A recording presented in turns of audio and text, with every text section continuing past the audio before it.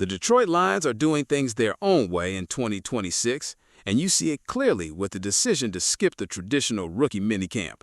Brad Holmes and Dan Campbell aren't interested in the standard song and dance. They're looking for grit and immediate utility. That brings us to Jimmy Rolder, the former Michigan standout who was snagged in the 4th round of the NFL draft. But the path to a starting role isn't without some serious roadblocks. The primary advantage for Rolder is the literal vacuum of opportunity in Detroit's defense. With Alex Anzalone taking his leadership to Tampa, there are a grand's worth of defensive snaps, roughly 96% of the season's workload, sitting on the table. The Lions are betting on Rolder's specific brand of efficiency at the second level to help fill that void.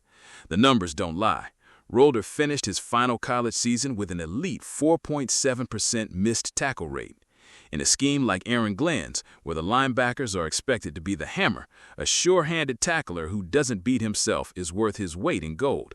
Looking at his tape, you see a player with legitimate sideline-to-sideline range. Now, he didn't run the 40-yard dash during the draft cycle, but he didn't have to. He put his explosive traits on full display with a 36-inch vertical and a 9'11" broad jump, then absolutely crushed the agility work with a 7-second flat 3-cone and a 4.26 shuttle. He has the athletic profile to match up with modern offenses that try to isolate linebackers in space.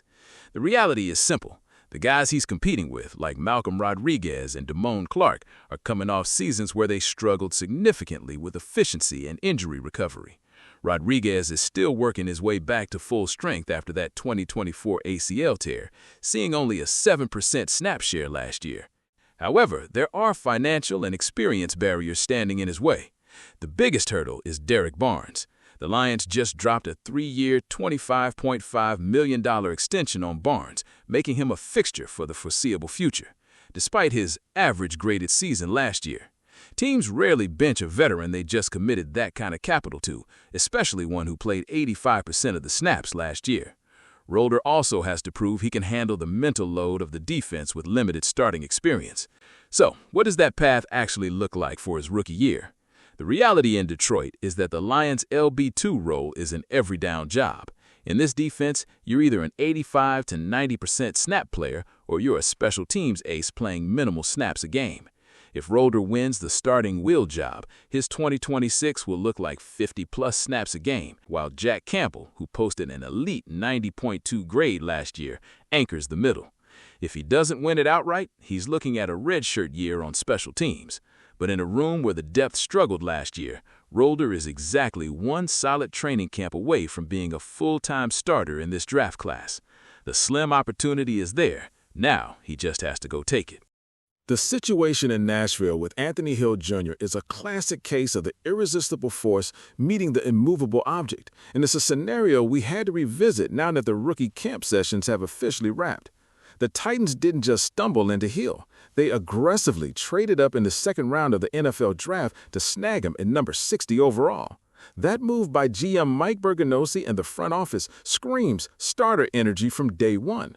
And Hill immediately leaned into the pressure by taking over jersey number 53, the legendary number worn by Keith Bulluck.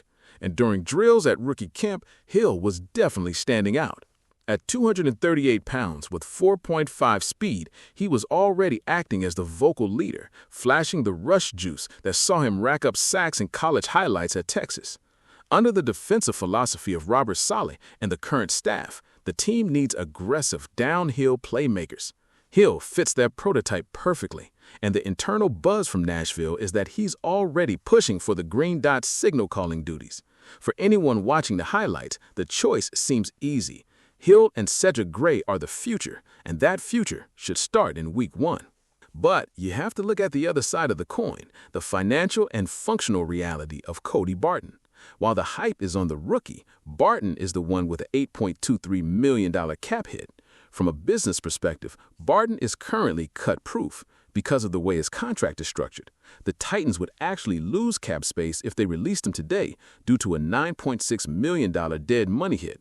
Barton is the veteran shield. He knows the checks and the pre-snap adjustments that the staff relies on to keep the defense from collapsing while the rookies learn the pro game. The middle ground is where the NFL highlights get interesting. While Barton is safe from being cut, he is not trade-proof. If Hill continues to look like a stud through the summer, the staff has a massive incentive to move Barton after June 1st. A trade at that point would save the team $6.5 million in cash. That is the real reality.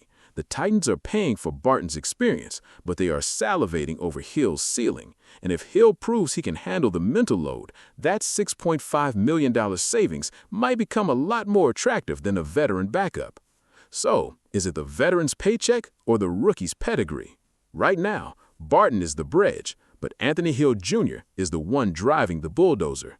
Whether Hill starts week 1 or Barton keeps the seat warm for a season, the defensive hammer has officially arrived.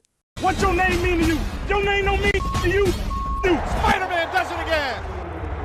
Let's go!